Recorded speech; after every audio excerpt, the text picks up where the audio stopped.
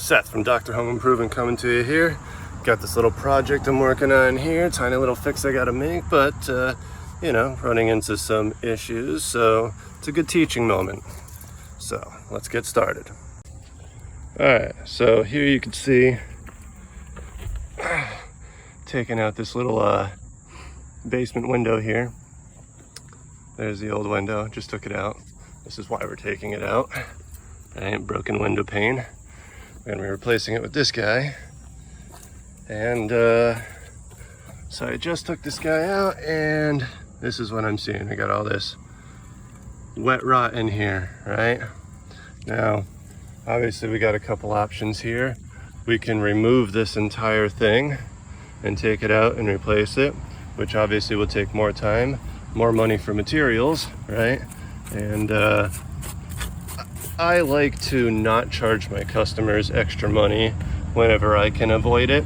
So I'm going to show you what we can do about this to avoid having to charge extra money for this now that we've discovered it, right? So first order of business is we just got to dig out all the rot that's in here, right? And then I'll show you what to do from there. Okay, now unfortunately, all this rot ended up being much more extensive than I thought it was going to be based on what I was seeing. And my quick fix is not going to work for this, right? That's just a little bit too much. Might as well explain to you what I was going to do so that at least you're aware of it, right?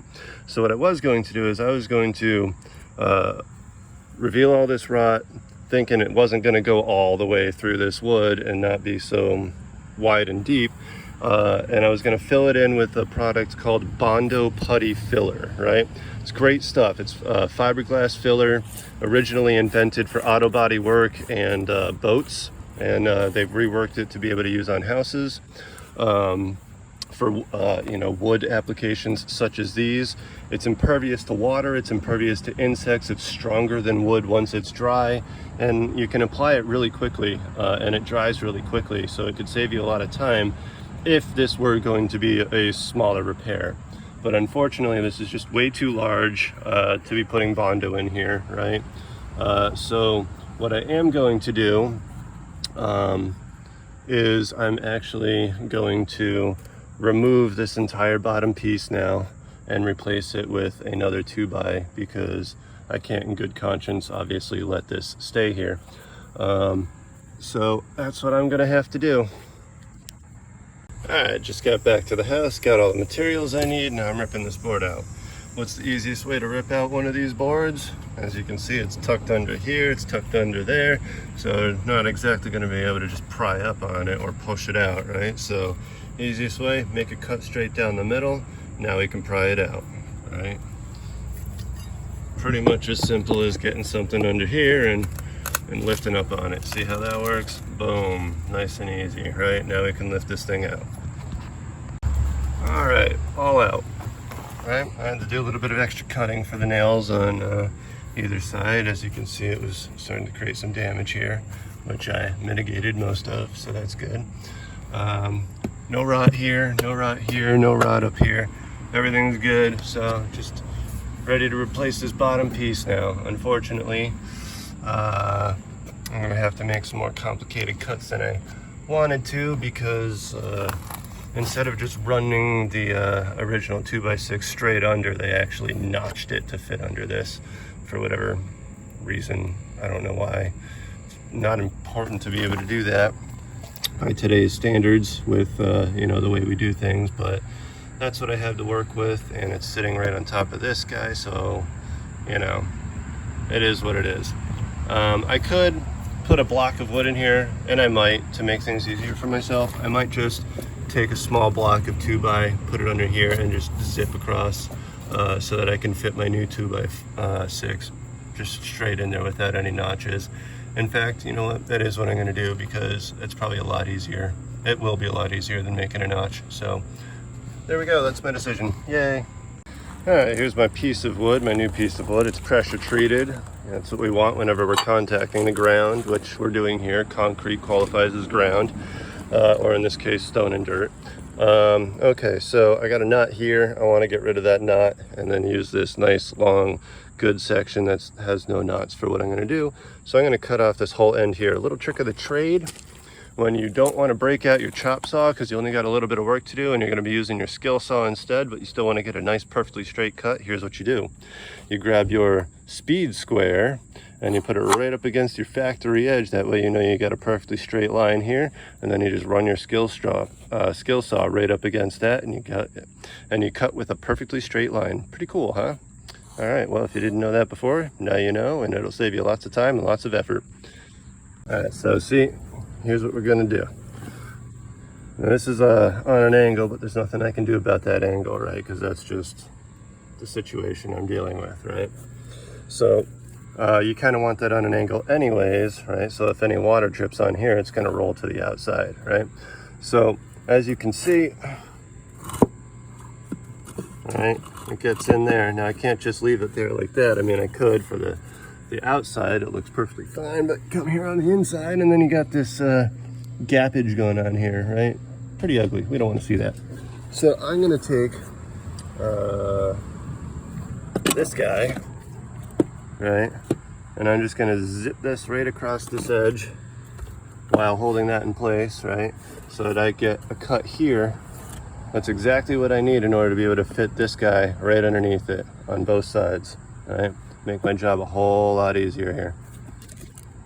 So far so good. I got them zipped out, and I put the piece in there as a test run. I had to hammer it into place so it's nice and tight. That's good. So now we're just going to cut my new board to length and throw it in and see how it falls.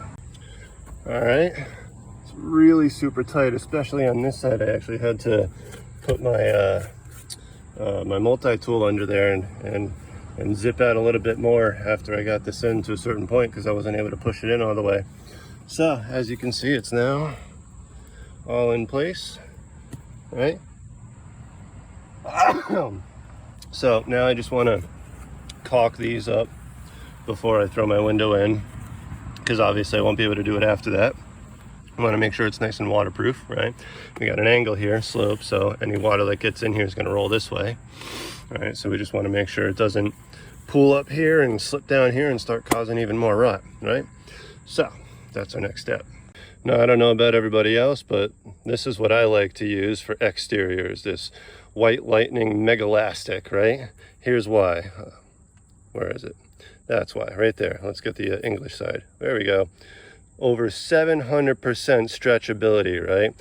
This is going to expand and contract up to 700%.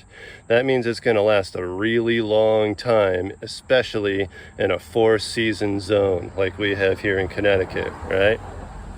So this is literally like the best stuff to be using on exteriors. It even has a lifetime warranty, guarantee, which, you know, nonetheless, guarantee, warranty, same thing. And since I provide a 5-year warranty myself, using products that have such guarantees is super helpful for me. All right, so the new window, this guy, is about 1 inch shorter in height than the old window. So I went and got this 1x and put it down on top of this, which is actually, you know, a good thing, because I have a seam running along underneath this board, between this board and this board in the back, right?